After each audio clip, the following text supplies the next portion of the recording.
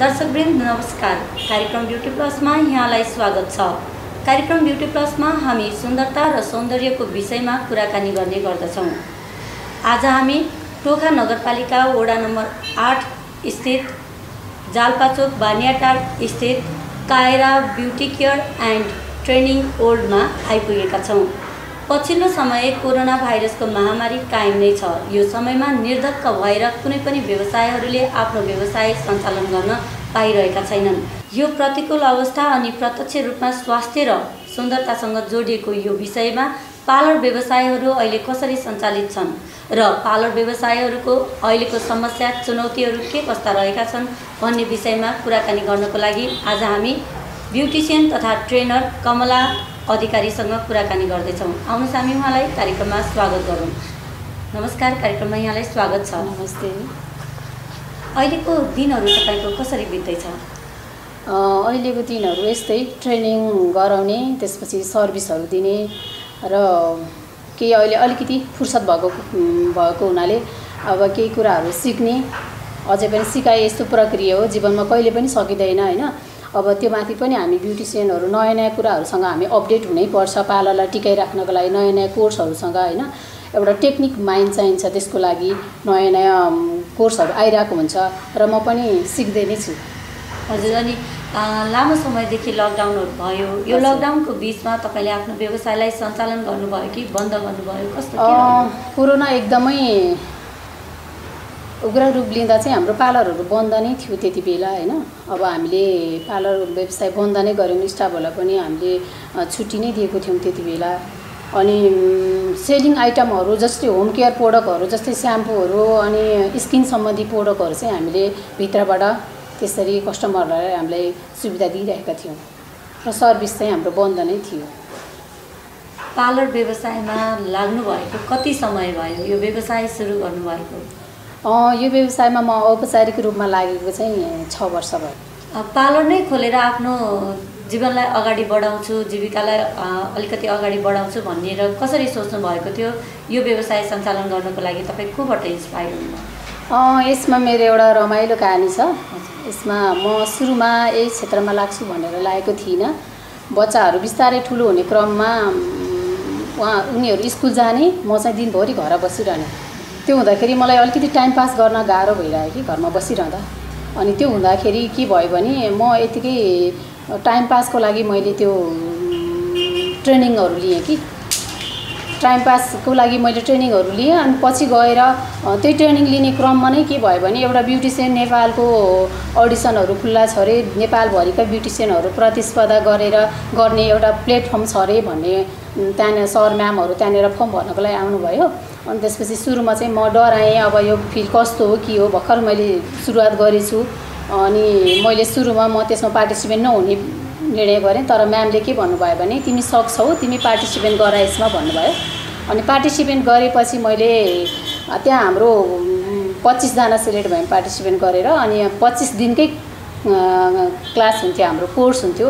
कसरी बोल्ने, stage performance कसरी गर्ने, कसरी बोल्ने, कसरी बस्ने, कसरी उठ्ने भन्ने कुराहरू हामीलाई त्यहाँ सिकाइयो 25 दिनसम्म। त्यसपछि राष्ट्रिय नाचघर जमलमा हामीलाई फाइनल प्रोग्रामको लागि लगियो हैन। अनि नेपालभरिबाट आउनुभएको धेरै टप ब्युटिसियनहरू हुनुहुन्थ्यो। एक मन त म भर्खर गाउँबाट आएको मान्छे हैन। अब उहाँहरूसँग ट्याकल गर्ने मेरोसँग क्यापेसिटी पनि छैन जस्तो आफूलाई भित्रभित्र महसुस हुन्थ्यो। तर अब के सिक्छु कि जित्छु भन्ने हिसाबले मैले त्यहाँनिर लागेँ हैन। लागेपछि 25 जनामा प्रतिस्पर्धा 26औँ दिनमा, 25 दिनको ट्रेनिङपछि 26औँ दिनमा त्यहाँनिर प्रतिस्पर्धा भयो। अनि म सेलेक्ट हुँदै गएँ, टप 16, टप 5 हुँदै गएँ। अनि त्यसपछि लास्टमा ब्युटिसियन नेपाल 2016 को उपाधि मैले जित्न सफल भएँ हैन। अनि त्यसपछि के भयो भने त्यसपछिको क्रमहरूमा थुप्रै ब्युटिसियनहरूको प्रोग्रामहरूमा मलाई जज बस्नको लागि बोलाइन्थ्यो। र त्यहाँनिर अब ब्युटिसियन भर्खर सिक्दै गरेकाहरूले के भन्नुहुन्थ्यो, म्याम हजुरको पार्लर कहाँ छ, हामी पनि सिक्न आउँछौँ भन्नुहुन्थ्यो। तर मेरो त त्यति बेला पार्लर थिएन। अनि मेरो त त्यहाँनिर कस्तो लज्जित जस्तो हुन पर्थ्यो कि मलाई। अनि के भइदियो भने अवार्ड लिएर बसेछु ब्युटिसियनको, तर मसँग आफ्नो एउटा पार्लर छैन हैन।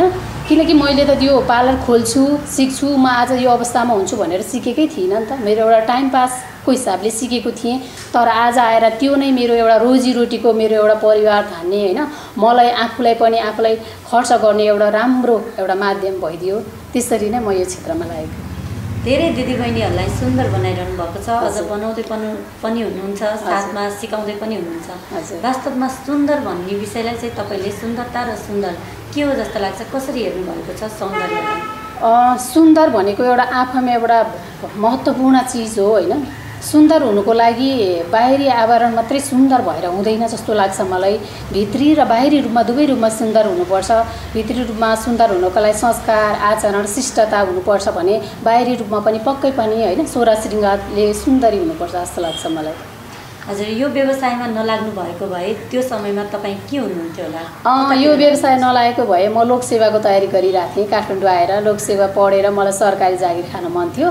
सायद म त्यहीँतिर हुन्थेँ होला यो व्यवसाय नगरेको भए। अहिलेको यो जुन युवा जमात छ, एकतर्फी सबै बाहिर जाने नै ट्रेन्ड छ होइन, त्यो ट्रेन्डलाई चाहिँ नेपालमै पनि केही गर्न सकिन्छ भन्ने तपाईँहरू जस्तो युवाहरूले, युवा युवतीहरूले यो व्यवसाय सञ्चालन गरेर बसिरहँदा आउने भविष्यका आउने अन्य दिदीबहिनीहरूलाई चाहिँ कस्तो सल्लाह दिन चाहनुहुन्छ? म उहाँहरूलाई कस्तो सल्लाह दिन्छु भने यदि यो ब्युटी क्षेत्रमा आउने हो भने एकदम बुझेर आउनुहोस् भन्न चाहन्छु होइन।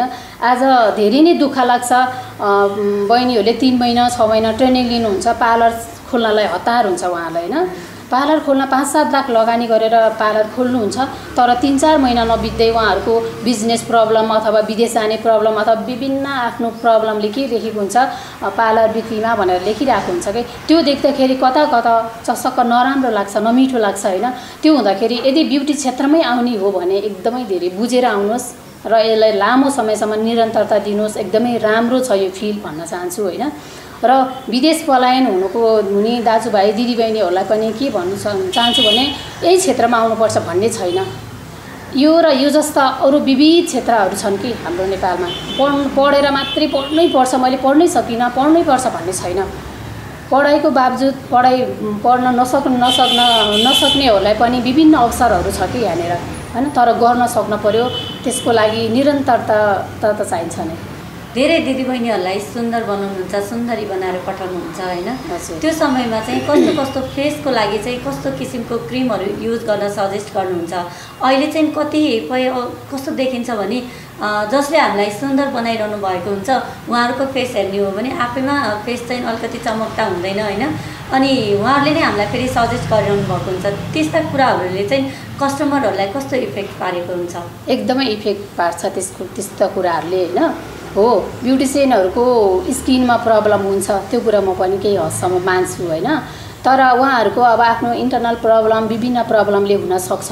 तर के हुन्छ भने ब्युटिसियन हुँदैमा प्रब्लमै नहुने त होइन नि त होइन। र डक्टर पनि त बिरामी हुनुहुन्छ नि त। डक्टर आफैमा पेसेन्ट हुनुहुन्छ भने उहाँहरू पनि विभिन्न खालको बिरामी हुनुहुन्छ नि त।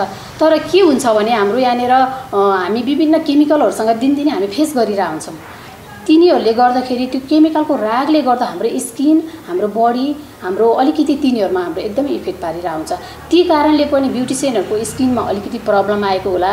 तर अर्को कुरा चाहिँ के हुन्छ भने उनीहरूसँग स्किन बिग्रिहाल्यो भने पनि उहाँहरूसँग नलेज पनि हुन्छ कि उहाँहरू नलेज हुन्छ र उहाँहरूले ट्रिटमेन्ट गरेर रिकभर पनि गरिसक्नुहुन्छ। काठमाडौँका दिदीबहिनीहरू भनौँ अब समग्र सबैजनाले चाहिँ धेरै नै प्राय कस्मेटिक सामानहरू युज गरिरहनु भएको हुन्छ। त्यही दाजुमा हेर्ने हो भने गाउँतिरका दिदीबहिनीहरूलाई हेर्ने हो भने त्यो हुँदैन। र पनि हामीले झट्टै हेर्दाखेरि नेचुरली फेस नै राम्रो मान्छौँ होइन। त्यो हिसाबमा गाउँका दिदीबहिनीहरूलाई चाहिँ आफ्नो स्किन केयर गर्नको लागि कसरी गर्नुपर्छ भन्ने सजेस्ट गर्नुहुन्छ? यस्तो छ, यसको बारेमा के छ भने यहाँनिर म के भन्छु भने यसमा हामी एउटा डक्टरहरूले भन्छ नि खान नपाएर भन्दा हामी खान नजानेर आफ्नो हेल्थ बिगारिरहेका छौँ भनेर भनिन्छ नि। यस्तै के छ भने हामी लगाउन नजानेर, प्रोडक्टहरू लगाउन नजानेर अथवा प्रोडक्टहरू लगाउँदै नलगाएर बिग्रिने एउटा पाटो छ भने जस्तै गाउँका दिदीबहिनीहरू लगाउनुहुन्न नि त। बिग्रिने एउटा पाटो छ भने जस्तै लगाउन नजानेर, सहरका दिदीबहिनीहरू लगाउन नजानेर जुन प्रोसेसमा लगाउनु पर्थ्यो त्यो प्रोसेसमा लगाउन नजानेर नै स्किन बिगारिरहनु भएको छ। त्यसको लागि त हामीले अब गाउँको स्वच्छ हावापानी, खानपान होइन, अनि टेन्सन मुक्त जीवन, गाउँको जीवन कति राम्रो छ। अब सहरमा के हुन्छ, धुलो धुवा लगाइएको छ, सबै कुरा लगाउँछौँ, लगाए पनि के हुन्छ धुलो धुवा पोल्युसनले गर्दाखेरि गाउँमा बस्ने दिदीबहिनीको तुलनामा सहरमा बस्ने दिदीबहिनीहरूको स्किन अलिकति बिग्रेकै हो कि जस्तो लाग्छ मलाई। कस्तो किसिमका फेसहरूलाई कस्तो किसिमको क्रिमहरू युज गर्दा र त्यो युज गरिसकेपछि कति समयको अवधिमा वास गर्दाखेरि चाहिँ त्यसले फेसलाई असर गर्दैन यो पनि बताइदिनुहोस् न। यस्तो हुन्छ, अब सबै स्किन टाइपहरू त विभिन्न टाइपहरू हुन्छ नि त, तिनीहरूलाई एकै खालको क्रिमले सबै स्किन टाइपलाई हुन्छ भन्ने छैन। डिफ्रेन्ट स्किन टाइपहरूलाई डिफ्रेन्ट क्रिमहरू चाहिन्छ। जस्तै ओइली स्किन छ भने ड्राई क्रिमहरू युज गर्न पर्यो, ड्राई स्किन छ भने ओइली क्रिमहरू युज गर्न पर्यो। अब जस्तै एजिङहरू जुन फाइन लाइनहरू रिङ्कल आएछ भने त्यही अनुसारको क्रिमहरू युज गर्नु पर्यो होइन। त्यो हुँदै पनि यदि सकिन्छ र भ्याइन्छ भने म चाहिँ के सजेस्ट गर्छु भने उहाँहरूलाई महिनामा एकचोटि 24 दिनदेखि 28 दिनभित्रमा एकचोटि फेसियल गर्नुहोस् होइन। फेसियल गर्नुहोस्, एक दिन पार्लरमा आएर त फेसियल गर्नुभयो, तर उहाँहरूले के गर्नुहुन्छ घरमा आफूले होम केयरको लागि होम प्रोडक्टहरू युज गर्नु भएन भने त्यो एक दिन आएर युज गरेको जुन फेसियल गर्नुहुन्छ नि त्यो गरेको नगरी।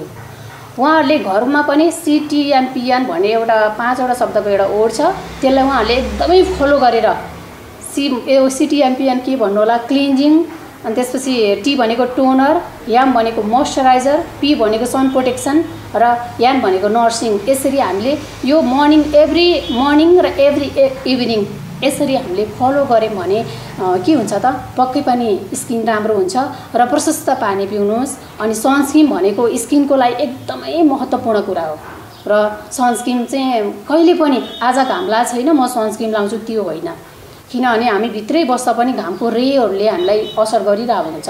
जस्तै घामबाट आउने रेहरू UVA, UVB भन्ने यस्तो खतरनाक रेहरू हुन्छ, तिनीहरूले हाम्रो स्किन कालो मात्रै बनाउँदैन, तिनीहरूले हाम्रो स्किनमा छिट्टो रिङ्कल पार्ने पनि मद्दत गर्छ। त्यही भएको भएर सनस्क्रिन चाहिँ एकदमै इम्पोर्टेन्ट छ र सनस्क्रिन एकदमै युज गर्नुहोस् भन्न चाहन्छु। जस्तै यो क्रिम त युज गरियो होइन, क्रिम युज गरिसकेपछि मैले अघि पनि जोडेको थिएँ त्यो वास गर्ने टाइम चाहिँ हामीले फेस धुन्छौँ नि कति समयमा चाहिँ धुँदा ठिक? यस्तो हुन्छ, मैले अघि नै भने जस्तै गाउँको दिदीबहिनीहरू क्रिमै युज गर्नुहुन्न र उहाँहरूको स्किन अलिकति त्यो भएछ भने सहरमा हामी धेरै क्रिम युज गर्छौँ कि के हुन्छ भने एउटा क्रिम जस्तै मर्निङमा लगाउने नै के हुन्छ भने 3-4वटा क्रिमहरू हुन्छ कि। अब एउटा क्रिम लगाइसकेपछि अर्को क्रिम लगाउने ड्युरेसन कम्तीमा पनि 5 देखि 10 मिनट राख्नुपर्छ, किनकि त्यो क्रिम हामीले एप्लाई गऱ्यौँ हाम्रो स्किनमा, तर स्किनमा त्यो काम गर्नु पऱ्यो नि त। एउटा लगाछ हतार हतार फेरि अर्को लगाछ, फेरि हतार हतार अर्को लगाछ भने त त्यसले कामै गर्दैन, त्यो त सबै पोतादियो स्किनमा होइन। त्यो भएको भएर त्यसको टाइमिङ भनेको 5 देखि 10 मिनट टाइमको ग्यापमा लगाउनुहोस्। अब त्यही क्रिमलाई वास गर्ने भन्नुभयो भने दिनभरि हामीले सनस्क्रिमहरू लगाएर दिनभरि मजाले हिँड्न सक्छौँ घाममा, अनि बेलुका फर्किएर आएपछि चाहिँ हामीले इभिनिङमा सट्ट क्लिन्जिङ गरिदिने अनि सफा गरिदिने। हजुरले चाहिँ आफ्नो कस्टमरहरू जो यहाँ हजुरकोमा आउनुहुन्छ उहाँहरूको लागि चाहिँ कस्तो किसिमको ब्रान्डेडहरू कतिको ब्रान्डको सामानहरू चाहिँ युज गर्नको लागि सजेस्ट गर्नुहुन्छ र तपाईँ आफैले पनि कतिको त्यस्तो सामानहरूलाई चाहिँ प्रयोग गर्नुहुन्छ? म ब्रान्डलाई एकदमै धेरै ध्यान दिन्छु। ब्रान्डलाई बरु एक दिन लगाउँदिनँ, ब्रान्ड पर्खेर बस्छु, बरु अर्को दिन लगाउँछु होइन। त्यही भएको हुनाले म एकदमै धेरै मेरोमा प्रायः सबै हेयरको प्रोडक्टहरूदेखि लिएर स्किन प्रोडक्टहरू एकदमै ब्रान्ड छ। अहिले हजुरहरूले सुन्नु होला लोटस प्रोफेसनल होइन, जुन जापानिज अनि ब्राजिलियन इन्डियन हो तिनीहरू चाहिँ। अनि कस्मारा भन्ने ब्रान्ड युज गर्छु जो स्पेनिस ब्रान्ड छ त्यो होइन। अनि हेयरको प्रोडक्टको लागि मोर्फोस, अनि त्यसपछि लिजाप अनि सोस्कप, यिनीहरू सबै इन्टरनेसनल ब्रान्ड हुन् होइन। तिनीहरूले के हुन्छ भने हामीले लगाइहाल्यौँ भने पनि स्किनमा त्यस्तो नराम्रो असर गर्दैन जुन स्किनको ब्रान्डहरू छ। र हेयरको ब्रान्डिङ के छ भने हाम्रो अहिले कति क्याराटिनको ट्रेन्डै चलिरहेको छ होइन। अब के हुन्छ त हामी विभिन्न खालका सस्ता प्रोडक्टहरू कपालमा एप्लाई गर्छौँ, अनि त्यसपछि केही समयमा नै के हुन्छ कपाल झर्ने, कपाल एकदम डेथ हुने, अनि कपाल ड्यामेज हुने। त्यो भएपछि हामीले क्याराटिन गर्नुपर्ने हुन्छ। त्यो भएको भएर अहिले हामीले के सोच्छौँ भने कस्टमरहरूले पनि के सोच्नु हुँदो रहेछ भने अहिले 2000 को क्रिम भनेको हेयर कलर भनेको एकदमै ठुलो कुरा हो भन्ने सोच्नुहुन्छ, तर उहाँहरूले 1000 को लाउनु होला अथवा 100 को लाउनु होला अथवा 500 को लाउनु होला होइन। तर के गर्छ त भने त्यसलाई फेरि पछि के गर्न त के अरे ट्रिटमेन्ट गर्नको लागि त्यहाँ धेरै 5000, 6000, 8000, 10000 रुपियाँ त्यहाँनिर के हुन्छ वेस्ट गर्नुपर्ने हुन्छ कपाललाई फेरि त्यो ट्रिटमेन्ट गर्नको लागि। त्योभन्दा अलिकति प्रोफेसनल ब्युटिसियनकोमा गएर ब्रान्ड चिनेर कुनले के कति असर गर्छ भन्ने कुराहरूको अलिकति थोरै भए पनि नलेज लिएर गर्ने भन्दा त्यो दिन आउँथेन नि त। त्यही भएर अलिकति कस्टमर पनि अलिकति केयरफुल हुने दिन आएकै हो कि जस्तो लाग्छ मलाई। जस्तो ब्युटिसियनको साथसाथै ट्रेनर पनि हुनुहुन्छ। ट्रेनर भइरहँदाखेरि यहाँ चाहिँ तपाईँले कस्ता दिदीबहिनीहरूलाई चाहिँ ट्रेनिङ दिइरहनु भएको छ र अहिले कस्तो छ त्यो अवस्था? यहाँनिर मैले ट्रेनिङको हिसाबले म सिटिबिटी लेभल 1 लेभल 2 लाई ट्रेनिङ दिन्छु। अनि त्यसपछि यतापट्टि प्राइभेटतिर बेसिक डिप्लोमा एडभान्स र स्पेसल क्लासहरूको ट्रेनिङ दिन्छु। अनि यी ट्रेनिङहरू दिइरहँदा के हुन्छ भने धेरैजना यस्तो फ्यासनको रूपमा आउनुहुन्छ, ट्रेनिङ लिनुहुन्छ, जानुहुन्छ होइन। अनि के हुन्छ भने कतिपय विदेश जानको लागि पनि ट्रेनिङहरू लिनुहुन्छ। हामीले एउटा ब्युटिसियनले के पनि बुझ्न जरुरी छ भने हाम्रो नेपालमा लिएको ट्रेनिङले विदेशमा के कति हदसम्म काम गर्छ, अथवा हाम्रो नेपालमा एउटा स्टुडेन्टलाई ट्रेनिङ प्राप्त गरेर विदेश पठाएपछि उसले विदेशमा गएर आफ्नो यहाँनिर सिकेको सिपलाई कतिसम्म युज गर्न सक्छ, ती कुराहरूलाई ध्यानमा राखेर यहाँनिर ट्रेनिङ दिन्छु मैले। अब यहाँ ट्रेनिङ दिएर बाहिर गएकोहरूको एकदमै राम्रो रेस्पोन्स छ। उनीहरूले पनि अझै यस्तो राम्रो छ, यसरी सिकाइरहनुहोस् भनेर नयाँ नयाँ स्टुडेन्टहरू रिफर गरेर पठाउँछन्। जस्तो निम्न स्तरीय व्यक्तिहरूलाई चाहिँ सिटिभिटीको ट्रेनिङहरू दिन्छु भन्नुभयो, त्यो चाहिँ निश्चित कोटामा हुन्छ होइन। निम्न स्तर भएका व्यक्तिहरूको लागि चाहिँ सरकारले पनि त्यो एउटा गरिरहेको छ। त्यसमा चाहिँ तपाईँले त्यस्ता व्यक्तिहरूलाई छानेर कसरी कति कस्टसम्ममा दिन सक्नुहुन्छ? यस्तो छ, यहाँनिर म यो विषयमा अलिकति बोल्न चाहेँ। म सिटिभिटीको विषयमा पनि अलिकति म 100% म छैन होइन, त्यसमा विश्वस्त छैन। के छ भने सिटिभिटीले एउटा इभेन्ट परियोजना मार्फत यहाँनिर ट्रेनिङहरू सञ्चालन गरेको छ। तर के भइदिएको छ भने यहाँनिर उनीहरूले फर्महरू खुलाउँछ यहाँनिर जनजाति, दलित, आदिवासी यस्तो यिनीहरूलाई फर्महरू खुलाइरहेछ। सबै जनजातिहरू, सबै आदिवासीहरू निम्न आय वर्गका हुन्छ नि भन्ने छैन नि त, छैन नि। तर यहाँनिर के हुन्छ भने अब उनीहरूले फर्म भर्यो, फर्म भरेपछि कसको नाम निस्किन्छ थाहा हुँदैन। जुन ट्रेनिङ लिन आउने क्रममा यसो विचार गरेर हेर्छु, सबैजना एकदमै हाई क्लासको स्टुडेन्टहरू आउनुहुन्छ होइन। त्यो भएको भएर सिटिभिटीले पनि अलिकति जनजातिहरू भन्दा पनि जनजाति निम्न यस्तो यो आदिवासी भन्दा पनि अलिकति सबै कुरालाई निरीक्षण गरेर होइन। कतिपय यहाँनिर क्षेत्री बाहुनहरू पनि कति दयनीय स्थिति भएको पनि हुनुहुन्छ नि त। ती कुरा सबै कुरालाई एनालाइसिस गरेर सिटिभिटीले आगामी दिनहरूमा यसरी फर्महरू खुलाइदिएदेखि अझ राम्रो हुन्थ्यो जस्तो लाग्छ मलाई। र अर्को कुरा भन्नुपर्दा जस्तै एकदमै निम्न आय स्थिति भएको बहिनीहरू, जस्तै हामी ट्रेनिङको लागि 30-40 हजार कस्ट लिन्छौँ होइन। मैले त्यो तिर्न सक्दिनँ, तर मलाई एकदमै ब्युटिसियन बन्नु छ, मलाई बनेर यही क्षेत्रमा म आत्मनिर्भर हुनु छ भनेर कोही दिदीबहिनीहरू आउनुभयो भने मैले कति दिदीबहिनीहरूलाई त्यसरी पनि सिकाएको छु। उनीहरूलाई कसैलाई फ्री अथवा कसैलाई एकदम कम कस्ट लिएर पनि मैले सिकाएको छु। हजुर, कोरोना भाइरसको महामारी कायम नै छ, अझै पनि निर्धक्क भएर पार्लरमा आएर आफू सुन्दर बन्न चाहने व्यक्तिहरूले त्यो गर्न सक्ने अवस्था छैन। घरमै बसिरहनु भएका दिदीबहिनीहरूको लागि घरमै हुने नर्मली ट्रिटमेन्टहरू फेसको लागि कसरी गर्नुहोस् भन्न चाहनुहुन्छ? घरमै हुने ट्रिटमेन्टहरू पहिला कुरा त हामीले प्रशस्त पानी पिउनुपर्छ स्किनको लागि पानी जति राम्रो कुरा केही पनि छैन। त्यस्तै हामीले अहिले मैले टिकटकहरूमा पनि कति कुराहरू देख्छु जुन टिकटकहरूमा जुन भन्नै नमिल्ने, स्किनमा लाउनै नमिल्ने कुराहरू पनि भ्युजको लागि भनिरहनु भएको छ होइन। त्यो देख्छु। तर यस्तो हरेक कुराहरू को बोलिरहेको छ, ऊ कतिको प्रोफेसनल छ, उसले बोलेको कुराहरू के अति हदसम्म टिकटकको पछि नलाइकन कति हदसम्म ठिक छ भनेर त्यसरी अगाडि बढ्नुभएको हुन्छ।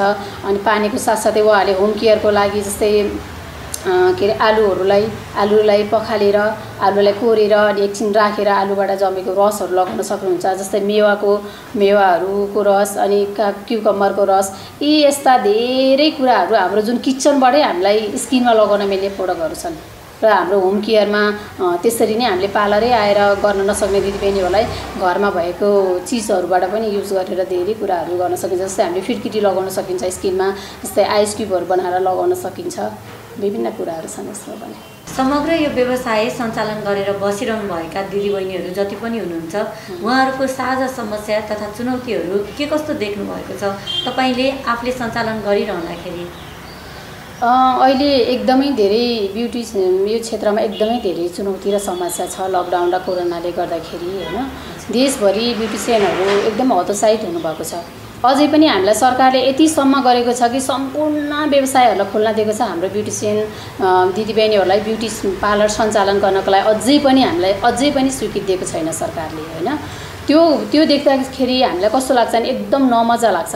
सरकारले हामीलाई यसरी हेला गरेको अलिकति पछाडि पारेको हो कि किनभने हामीलाई यति धेरै जनशक्ति जति धेरै ब्युटिसियनहरू उत्पादन गर्छौँ हामी यति धेरैलाई रोजगार दिइरहेका छौँ हामी भने अनि सरकारले यो विषयमा हामीलाई अलिकति झन् उनीहरूले प्रोत्साहन गर्ने विषयमा सरकारले हामीलाई यो क्षेत्रमा अलिकति हेला गरेको जस्तो लाग्छ र यदि लु हामीले ब्युटिसियन त ब्युटी सलुन त हामीले सञ्चालन गरिरहेका छौँ हामीले विभिन्न मापदण्डहरू विभिन्न क्राइटेरियाहरू पुरा गरेर हामीले सञ्चालन गरिरहेका छौँ भने सरकारले हामीलाई एउटा कर समेत छुट गरिदिएको छैन यो स्थितिमा अनि त्यो हुँदाखेरि देशभरि ब्युटिसियनहरू एकदमै आत्तिरहनु भएको छ कतिपयले त ठुलो पार्लर भएकोहरूले पार्लरहरू अब घटाएर एउटै रुममा सीमित गर्नुभएको छ कतिपय दिदीबहिनीहरूले व्यवसाय बन्दै गर्ने स्थिति छ भने एकदमै अप्ठ्यारो स्थिति छ यो स्थितिमा यतिसम्म कि एउटा भ्याक्सिनसम्म हामी एउटा फ्रन्ट लाइनमै भन्नुपर्छ यति धेरै नजिकबाट हामीले कस्टमरलाई सर्भिस दिइरहेको हुन्छौँ भने एउटा फ्रन्ट लाइनमै बसेर हामी काम गरिरहेका छौँ एउटा भ्याक्सिनसम्म हामीलाई उपलब्ध नगरेको स्थिति छ सरकारले त्यही भएर एकदमै धेरै दुःख लाग्छ त्यसो भए यो अवस्थामा के गर्दाखेरि चाहिँ तपाईहरुलाई सहजता हुन्थ्यो जुन ब्युटी पार्लर सञ्चालन गरेर बसिरहनुभएका व्यवसायहरूलाई अलि सहजता हुन्थ्यो त्यो चाहिँ कसरी के गर्दाखेरि हुन्थ्यो सरकारलाई कस्तो किसिमको सुझाव अब सरकारले पहिला कुरा त हामीहरू सबैजनालाई ब्युटिसियनहरूलाई यो अब सबैजनाको व्यवसाय सञ्चालन गर्न दिए नै राम्रो हुन्थ्यो किनकि यति धेरै अब रेन्टहरू तिरेर बसिरहेका छौँ सबैजना हैन महिनौबाट भन्दा नि वर्षौँबाट यो रेन्टहरू तिरेर बसिरहेका छौँ कि हामीले बसिरहेछौँ अनि पार्लरमा अब भने जस्तो अब सरकारले ल ब्युटी सलुनहरू खोलेकै छैन भन्ने बित्तिकै मानिसमा एउटा जनमानसमा के छ एक खालको नेगेटिभ कुराहरू छ कि अब पार्लरै खोल्न दिएको छैन अब जानु हुँदैन त्यहाँ त भन्ने टाइपको जतिसुकै हामीले यहाँ जतिसुकै हेल्दी हामीले जतिसुकै राम्रो सर्भिस दिए पनि उहाँहरूमा एक खालको कन्फ्युजन छँदैछ कि सरकारले हामीलाई सोधखोजको रूपमा ब्युटी सलुनहरू सञ्चालन गर्न दिएदेखि र हामीलाई केही हदसम्म करहरू हामी यसरी बन्दमा बसिरहेका छौँ नि त केही हदसम्म हामीलाई करहरू पनि छुट गरिदिएदेखि हामीलाई अलिकति सहज हुन्थ्यो कि जस्तो लाग्छ अन्तमा नागरिक टिभी हेरेर बसिरहनुभएका दर्शकहरूलाई के भन्न चाहनुहुन्छ सर्वप्रथम त हजुरको नागरिक टिभी टिम सम्पूर्णलाई धन्यवाद आज आएर मेरो यो 2-4वटा मेरो पोइन्ट अफ भ्यूहरू राख्ने मौका दिनुभयो हैन यसरी अब यो गाह्रो अप्ठ्यारो भन्ने कुरा छँदैछ हैन यसको बावजुद पनि हामीहरू केही गर्नको लागि घरबाट निस्किनै पर्छ हैन घरमा बसेर मैले केही पनि गर्न सकिनँ ममा केही पनि गर्न सक्ने क्षमता नै छैन भनेर यस्तो खालको नैराश्यता लिएर नबस्नुहोस् हैन ब्युटी क्षेत्रमै लाग्नुपर्छ भन्ने छैन यी र यस्ता विभिन्न हजारौं अवसरहरू छन् यसको लागि यी चुनौतीहरूलाई मोल्दै यी चुनौतीहरूलाई हामीले छिचोल्दै अगाडि बढ्नुपर्छ र यसको लागि हामी मैदानमा उत्रिनुपर्छ र यसरी नै अगाडि बढ्नुपर्छ पक्कै पनि एक दिन हामी आत्मनिर्भर हुन सक्छौं र आत्मनिर्भर हुनको भइसकेपछि हामीलाई कसैसँग हामीलाई हात फैलाउनु पर्दैन हामी 2-4 पैसाको लागि अथवा हामी आफै सक्षम हुन्छौं र हामी आफै व्यावसायिक हुन्छौं भन्न चाहन्छु धन्यवाद नमस्ते यतिबेला तपाई हेर्दै हुनुहुन्थ्यो कमला अधिकारीसँग हामीले कुराकानी गर्यौं उहाँसँग हामीले सौन्दर्य र सुन्दरताको विषयमा कुराकानी गर्यौं साथमा अहिलेको अवस्थामा ब्युटी पार्लरहरूको समस्या र चुनौतीको विषयमा पनि हामीले जानकारी प्राप्त गरिसकेका छौं अर्को अङ्कमा हामी अर्का व्यक्तिसँग उपस्थित हुने नै छौं त्यतिन्जेलसम्मको लागि ब्युटी प्लसबाट हाम्रो सम्पूर्ण युनिटलाई बिदा दिनुहोस् नमस्कार